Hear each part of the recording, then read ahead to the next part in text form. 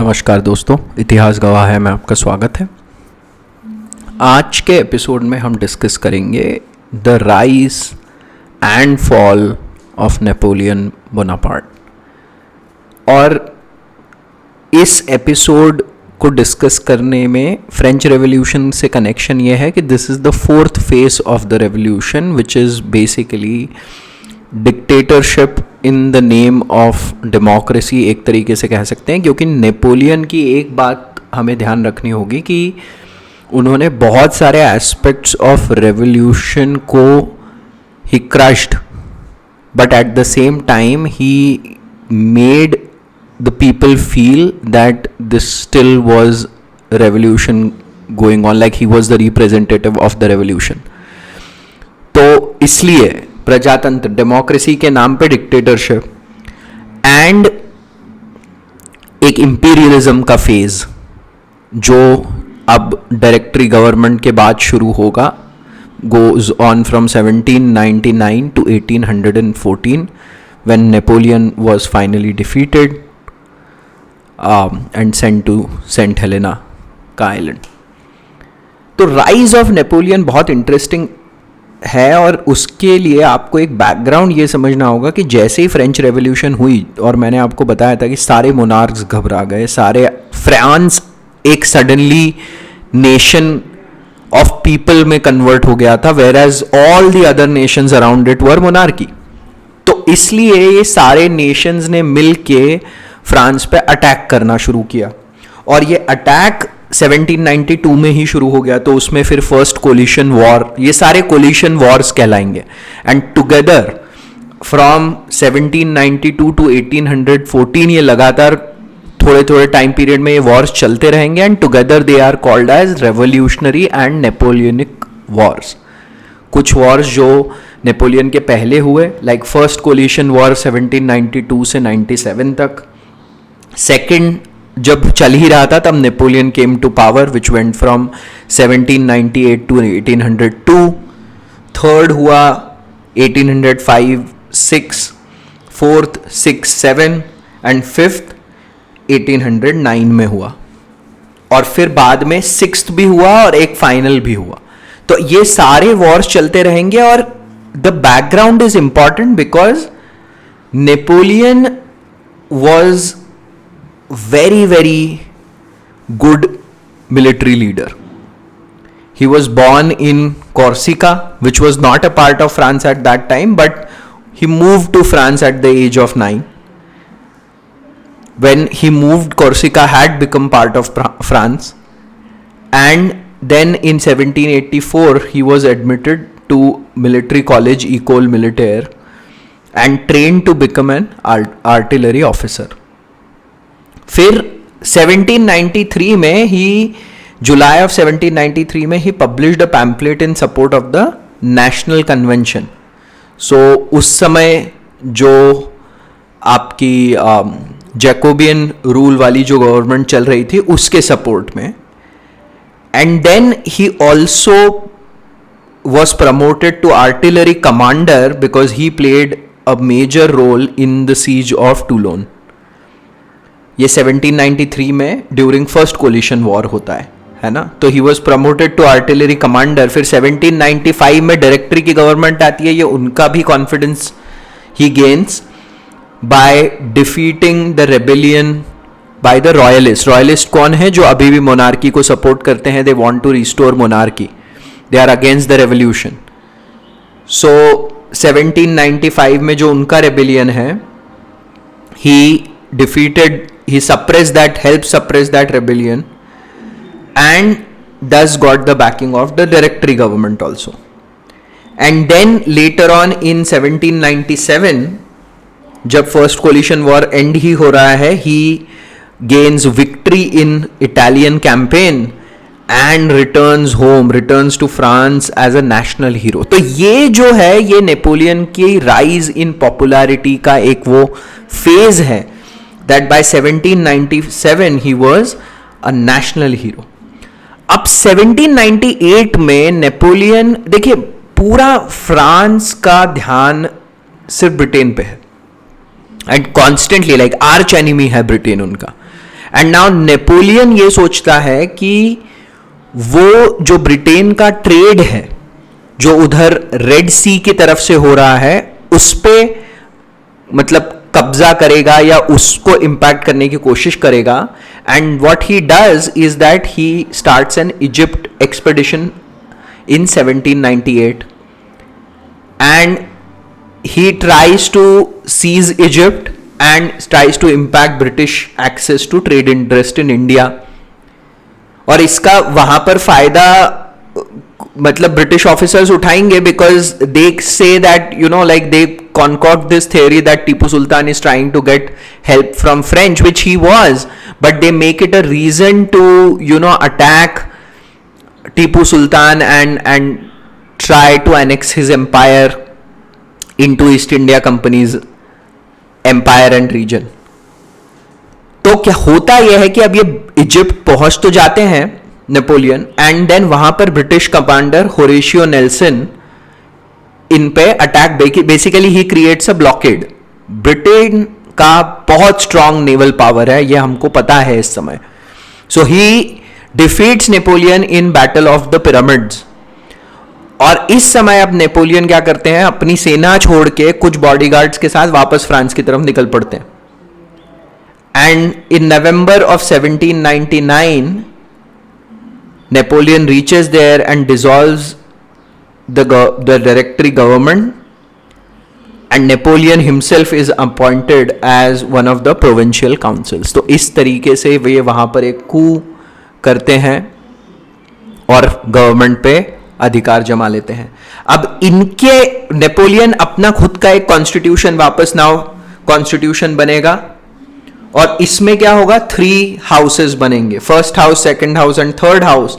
And similarly executive body will have 3 councils, first, second and third.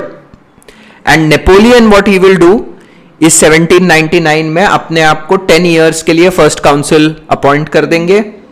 And then 1802 में अपने आप को life long first council appoint कर देंगे. एंड 1804 में he will declare himself the emperor of France.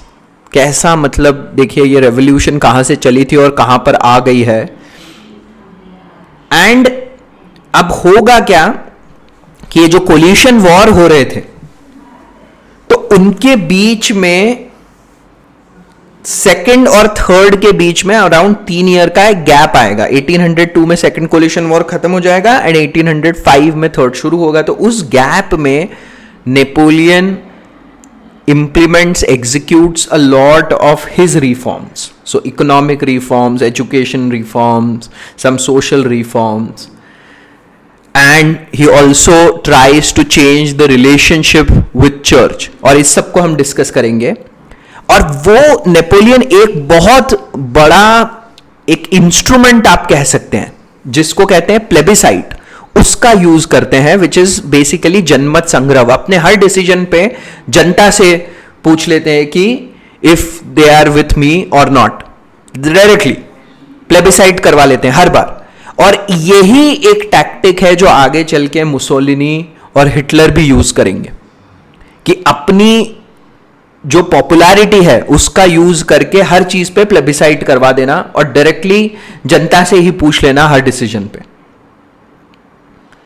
तो ये जो आइडिया है, इससे हुआ क्या कि बहुत ज्यादा power Napoleon had in his own hand और लगभग एक तानाशाह मिलिट्री डिक्टेटर की तरह बन गए. And very few military dictators honestly have succeeded in ruling in an absolute way like Napoleon was and still remain popular. So that is something that went in his favor. And it was not just there for military prowess, but also some practical considerations that he thought about. तो देखते हैं क्या क्या किया. So सबसे पहले administrative centralisation कर दिया, law making body, executive, justice, उनको एक काउंसिल ऑफ स्टेट बोल दिया और खुद को काउंसिल ऑफ स्टेट का हेड अपॉइंट कर लिया. And as a first council he would also appoint the member the जजेस. तो ये एक प्योर एकदम क्रेजी तरीके से सेंट्रलाइजेशन हो गया, सब कुछ is going through Napoleon only. फिर इकोनॉमिक रिफॉर्म में क्या किया, अर्निंग सेंसस करवाया, बैंक ऑफ फ्रांस की स्थापना करी, form Bank of France in 1800, and Bank of France started organising industrial fair to encourage businesses. फिर excise bureau, just to give impetus to taxation, formed excise bureau in 1804. Education में हम देखते हैं कि military, technology and science education पे बहुत ज्यादा emphasise किया.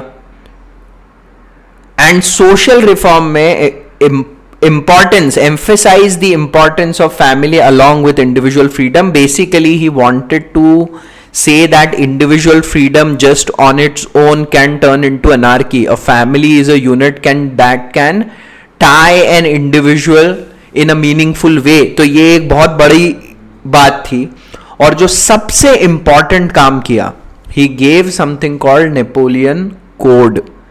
And for Napoleon Code, Napoleon himself said कि people will forget all the wars we will fight but will not forget the code. और ये बात एक्चुअली काफी सही निकली, क्योंकि ये जो नेपोलियन कोड है, इससे बहुत सारे lawmakers in Europe, even as far as Turkey, were influenced. And बहुत सारा जो लॉ फ्रेमवर्क है यूरोपियन कंट्रीज में, we see inspiration from Napoleon code.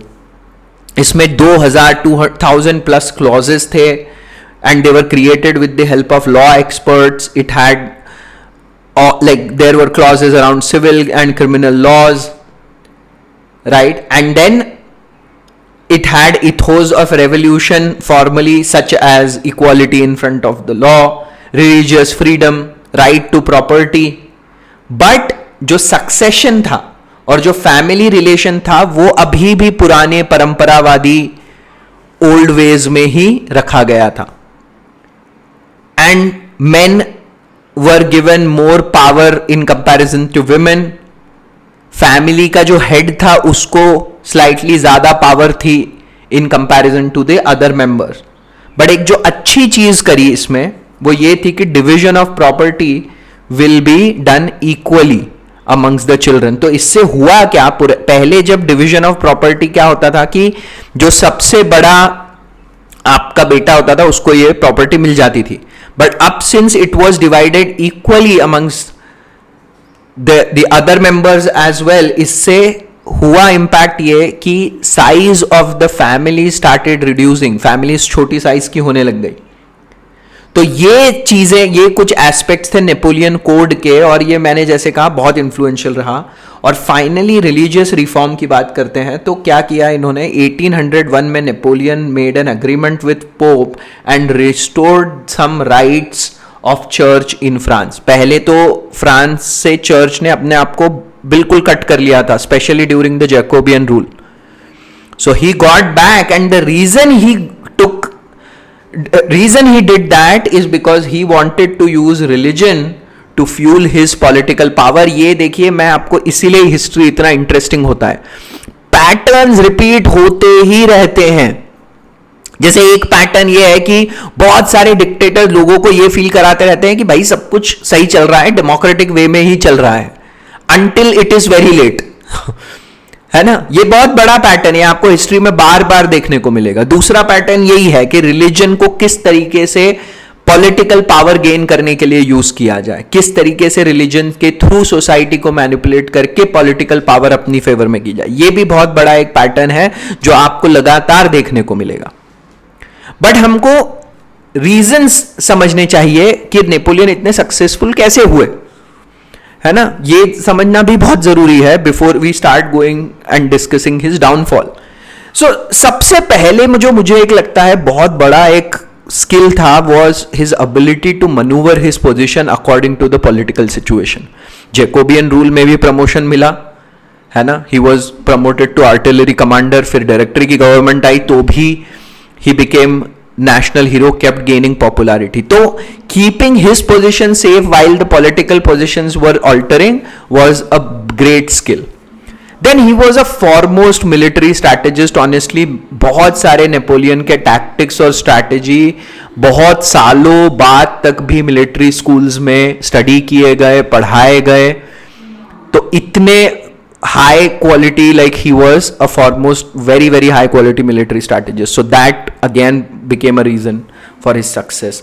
Then rode on the wave of nationalism. देखिए एक बात समझिए, entire Europe, because there was monarchy, was divided between people who had special powers and special status and people who did not have it. Whereas France became first nation in that region where the idea of general will, where the idea of people's power came into picture. और इस कारण से ही road the wave of nationalism. जो modern nationalism है, आधुनिक राष्ट्रवाद, ये यहीं से ही हमको मतलब नेशनलिज्म का कॉन्सेप्ट समझ में आने लग गया था, बट अभी भी मोनार्की रूल कर रहे थे. यहां पर हमको एक्चुअली देखने को मिलेगा कि कैसे लोगों की power, like people started for example becoming part of army, so it becomes people's army. It became too powerful against a lot of armies of other monarch, right? So it was wave of nationalism versus monarchy in Europe at that time, and Napoleon rode that wave. Then military success of course strengthened his political position. लगातार military success मिलने से he became extremely popular, and of course he dealt a very severe blow to revolution, but जैसा मैंने कहा kept his image of the representative of revolution. So ये कुछ कारण थे जिसके कारण नेपोलियन सक्सेसफुल हुए and saw that, like the revolution saw that phase of Napoleon rule. Now we need to discuss the downfall. तो डाउनफॉल कहां से शुरू होता है? देखिए हो क्या रहा है, कोलिशन वॉर्स होते जा रहे हैं और लगातार नेपोलियन जीत रहे हैं, लगातार फ्रांस की आर्मी जीत रही है और फ्रांस बहुत बड़ा अब साम्राज्य बनते जा रहा है. इसलिए तो साम्राज्यवाद का फेज है, ये इंपीरियलिज्म है ना, अपनी बाउंड्री के फार बियॉन्ड पहुंच गया है अब. तो 1807 में क्या होता है, Napoleon signs treaty of Tilsit with tsar Alexander first. देखिए है, कहते हैं ऐसा है यूरोप में कि दो एंड्स पे, एक एंड पे ब्रिटेन है, उस जमाने के यूरोप में कहा ऐसा जाता था कि दो एंड पे, जब ब्रिटेन है एक एंड पे और रशिया है, तो इनमें से कोई एक पावर आपके फेवर में होनी चाहिए for you to have a say in that region. तो ब्रिटेन तो ऑफकोर्स फ्रांस के साथ नहीं जा रहा है, तो Napoleon signs a treaty with tsar Alexander first, and tsar क्या कहता है कि he declares him the emperor of the west, and कहता है कि मैं ईस्ट पे मैं राज करूंगा. Similar sort of treaty, similar sort of treaty was signed between, at one point of time, between Hitler and Joseph Stalin. Similar side, और कि मैं ईस्ट के रीजन के इन पार्ट्स को मैं ले लेता हूं और तुम वो उधर वेस्ट वाले यूरोप पे ध्यान दो. ठीक है, तो ऐसी जार अलेक्जेंडर और नेपोलियन की ट्रीटी साइन होती है 1807 में. अब देखिए हो क्या रहा है, कौन कौन से रीजन फ्रांस के नेपोलियन के रूल में हैं. स्पेन, पोर्टुगल, स्विट्जरलैंड, इटली, राइन फेडरेशन मैं आपको बताता हूं, ये वो एरिया है जर्मनी वाला जो पहले बहुत छोटी छोटी प्रिंसिपैलिटीज में डिवाइडेड था, बट नेपोलियन ने क्या किया, इसको इंटीग्रेट करके एक राइन फेडरेशन घोषित कर दिया. And you know what, unknowingly he played a role of later unification of Germany, क्योंकि ये पहले बहुत छोटे छोटे प्रिंसली स्टेट्स में डिवाइडेड था और इसको राइन फेडरेशन बना दिया. कुछ आई थिंक 6 या 7 उस एंटिटीज में बना दिया इसको, पूरे फेडरेशन को. तो he played a role in unification of Germany which will happen later part of 19th century, है ना. फिर वेस्टफालिया, पोलैंड, डाल्मेशिया, क्रोएशिया, ये सारे अब फ्रांस के अंडर में है. और ऑस्ट्रिया, प्रुशिया और रशिया के साथ इन्होंने ट्रीटी साइन कर रखी है. तो अब है मतलब मेजॉरिटी पार्ट पे नेपोलियन का रूल चल रहा है। तो यहां से ये क्या सोचता है कि अब ब्रिटेन को थोड़ा सा दबाया जाए। कैसे दबाया जाए? He announces a continental system, and continental system में वो कहता है कि फ्रांस और उसके जितने फ्रेंड्स हैं उनके साथ ब्रिटेन उनके हार्बर पे अपने लंगर नहीं डाल सकता है। The ships can not anchor. Basically वो ट्रेड करने से मना कर देता है इन सारे नेशंस की तरफ से। कहता है ये सारे नेशंस ब्रिटेन के साथ तो ट्रेड करेंगे ही नहीं। एंड हिज होप इज कि that will throttle Britain. But होगा क्या? होगा ये कि देखिए, सबसे पहला तो production in France and rest of the Europe will not keep up with the lack of supply that will take place because now British goods are not coming to the market. तो सबसे पहला तो ये impact होगा। दूसरा क्या होगा? Britain खुद भी एक बहुत बड़ा इंपोर्टर था of goods from other European countries, तो वो सारा इंपोर्ट बंद हो गया। मतलब other countries started suffering on their export, तो उनको नुकसान होने लग गया। And lack of naval power, क्योंकि नेवल लेवल पे तो चेक ही नहीं कर पा रहे हो आप, सिर्फ लैंड पे आपका अधिकार है, naval power you don't have that much. तो बहुत ज्यादा स्मगलिंग बढ़ गई, क्योंकि गुड्स तो अभी भी आ रहे थे, लोगों को गुड्स चाहिए, मार्केट डिमांड कर रहा है, तो स्मगलिंग बहुत बढ़ गई। And what happened was, because of lack of good, because of this whole काला बाजारी smuggling, people became super angry. It led to massive discontent and led to people's movement against Napoleon. शुरू में जब Napoleon की army पहुंची थी इन regions में, तो लोगों ने, people saw him as saw him as some kind of messiah, but थोड़े दिनों में वो सब समझ गए कि ये भी वही उसी तरीके से रूल करने के लेवल पे आ चुका है। And that's how like people began getting very angry with him. और पीपल्स मूवमेंट का एक एग्जाम्पल क्या होता है? स्पेन में फ्रांस की आर्मी, क्या होता है कि वहां पे स्पेन में लोग विद्रोह कर देते हैं, रिवॉल्ट कर देते हैं, और जोसेफ बोनापार्ट जो नेपोलियन के ब्रदर रहते हैं वहां पर रूलर बना देता है नेपोलियन को। तो वो उस रिवॉल्ट को सप्रेस करने के लिए फ्रेंच आर्मी भेजता है Napoleon, and that French army is defeated by people's army of Spain. Guerrilla warfare, ये आपने अगर वर्ड सुना होगा तो इसका एक बहुत बड़ा उपयोग और बहुत बड़ा एग्जाम्पल आपको इस टाइम पे देखने को मिलेगा। एंड जैसे ही फ्रेंच आर्मी डिफीट होती है, वैसे ही अब सारे मोनार्क, सारे लोग वहां पे जो सारे रूलर्स हैं यूरोप के, वो रिवॉल्ट करने लगते हैं। और इस रिवॉल्ट में सबसे पहले कौन रिवॉल्ट करता है? जार अलेक्जेंडर फर्स्ट, क्योंकि ही रियलाइजेस कि ये जो कॉन्टिनेंटल सिस्टम है इससे रशिया की इकोनॉमी इंपैक्ट होने लग गई है। सो ही डिक्लेयर्स कि भाई हम जो ये ट्रीटी ऑफ टिलसिट है इसको ब्रेक कर रहे हैं, and we will allow we will break away from continental system. So basically we will allow British goods to come into our country. और जैसे ही जार अलेक्जेंडर फर्स्ट ये कर देता है, तो लगभग अब एक बहुत बड़ा, सारे लोग नेपोलियन की पावर को चैलेंज करने लेते हैं। Napoleon is not able to take that, he could not bear that, and he attacked Russia. ये एक बहुत बड़ी मिस्टेक थी, और ऐसी की ऐसी एक मिस्टेक हिटलर भी करता है, जिसके कारण से ही अटैक्स रशिया। एंड वही का वही मिस्टेक नेपोलियन करता है, and he starts this Russian campaign. And उस time tsar Alexander first uses for the first time वो एक पॉलिसी का यूज करते हैं जिस is called as scorched earth policy. Scorched earth का मतलब ऐसा होता है कि जैसे सामने की आर्मी, एनिमी की आर्मी आगे बढ़ते जा रही है, तुम अपनी आर्मी को पीछे लेते जाओ, और बीच रास्ते में जितने खेत खलिहान, फूड, रिसोर्सेज है, सबको जलाते जाओ, so that the enemies cannot use any of those resources to feed themselves, to maintain themselves. और सोचिए, रशिया और साइबेरिया की ठंड, आर्मी, फ्रेंच आर्मी आगे बढ़ते जाती है। They start with some 2 lakh soldiers, 200,000 soldiers, और मॉस्को तक पहुंच जाते हैं। बट विक्ट्री नहीं हुई है अभी भी, ये आर्मी बस पीछे मूव करते जा रही है और अर्थ को स्कॉर्च करे जा रही है। कोई रिसोर्सेज नहीं है, और धीरे धीरे आर्मी मरते जा रही है, फ्रेंच आर्मी।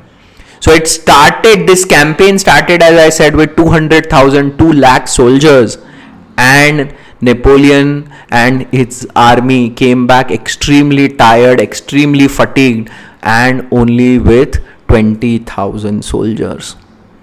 90% आर्मी खत्म हो जाती है. एंड बस जैसे ही वापस आ रहे हैं, वहां पे ब्रिटेन वेट कर ही रहा है अपने अलायंस के साथ. सारे कंट्रीज ने अलायंस बना लिया है और एक फाइनल कोलिशन वॉर होगा, बैटल ऑफ लिप्जिग, जिसमें 1813 में नेपोलियन हारेगा. And then Napoleon is asked to step down and reinstate Louis 18th as the monarch, and he is sent to the island of Elba. So Elba, तो basically अभी भी European nations are still very mild with Napoleon, I would say, है ना, in the hope कि चलो ठीक है, it can be averted now. And France की बॉर्डर सेम रखी गई और उसको कहा गया कि जो जो तुमने जीता था वो वापस लौटा दो. But Napoleon will return from Elba and finally will be defeated in the Battle of Waterloo and sent to St. Helena, जहाँ पे 1821 में he died. So that is about rise and fall of Napoleon. ये बहुत ही मुझे तो काफ़ी interesting कहानी लगती है, the rise and fall of Napoleon. आज का एपिसोड हम यहीं पर समाप्त करते हैं. I think there is one final episode which is the next one on French revolution, क्योंकि मैं ये नेपोलियन के टाइम के कुछ और डिस्कशंस हैं, कुछ और लूज थ्रेड्स हैं जो डिस्कस करना चाहूंगा कि इसका यूरोप पे क्या इंपैक्ट हुआ, कि कैसे नेपोलियन ने रेवोल्यूशन को दबाया बट फिर भी एक रेवोल्यूशन का रिप्रेजेंटेटिव बना रहा, क्या कैसे हम उन इश्यूज को. ये सब कुछ क्वेश्चंस और कुछ प्रॉम्प्ट्स हैं related which we need to discuss to get a better understanding. नहीं तो ये तो फिर सिर्फ नेपोलियन की एक कहानी बन के रह जाएगा. तो हम वो अगले एपिसोड में करेंगे. सुनने के लिए आपका बहुत बहुत धन्यवाद. अंटिल नेक्स्ट एपिसोड, जय हिंद.